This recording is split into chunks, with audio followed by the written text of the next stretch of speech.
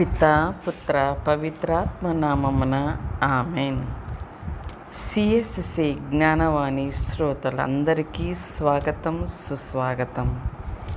ఈరోజు మనము వినబోయేటటువంటి ధ్యానాంశం ఏమిటి అంటే యేసు శిష్యులకు దర్శనం.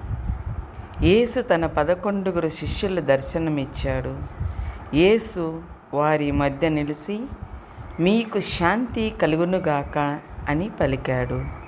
అప్పుడు శిష్యులు భయభ్రాంతులై భూతమును చూసినట్లు భావించారు. తాను భూతమును కానని నేను ఆయననే అని ప్రభువు వారికి భరోసా ఇచ్చారు. ప్రభువు శిష్యులతో తన పునరుత్థానమును వాస్తవమని పునరుద్ఘాటించుచున్నారు.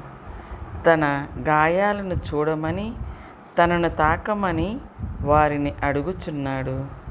తన మరణము ఉత్థానము గూర్చిన లేఖనములోని ప్రవచనాలను వివరించాడు.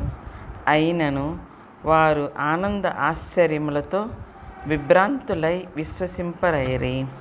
అప్పుడు ప్రభువు తన ఉత్సాహానికి చివరి రుజువుగా ఏమైనా ఉన్నదా అని అడిగాడు. మహిమాన్వితమైన తన శరీరమును భోజనమును అవసరము లేదు. అయినను ప్రభువు తన శిష్యుల కొరకు వారితో భుజించాడు. వారు ప్రభువును గుర్తించారు. కలిసి భుజిస్తే బంధాలు బలపడతాయా? స్నేహితులతో కలిసి భుజిస్తే వారు దగ్గరవుతారు. తనను గూర్చిన లేఖనములన్నీ నెరవేరినందున శిష్యులు వీటన్నిటికీ సాక్షులు.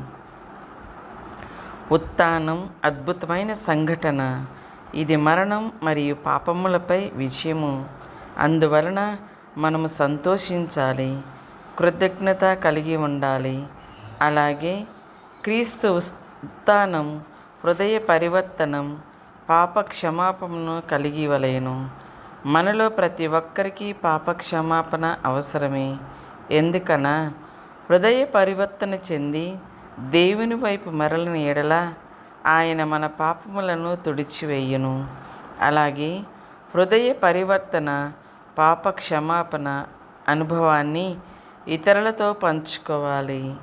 క్షమను పొందిన అపోస్తలులు ధైర్యముగా, ఉత్సాహముతో సువార్త సందేశాన్ని ప్రకటించారు. క్షమించటం దైవిక లక్షణం కనుక వినయపూర్వకమైన హృదయముతో యేసు నామమున క్షమాపణ, స్వస్థత కొరకు దేవుని సహాయమును వేడుకుందాము. ఉత్థాన క్రీస్తుకు సాక్షులై జీవించుదాము. మన కుటుంబముల అన్నిటిలోనూ, అందరిలోనూ శాంతి కలుగునుగాక. ఆమెన్.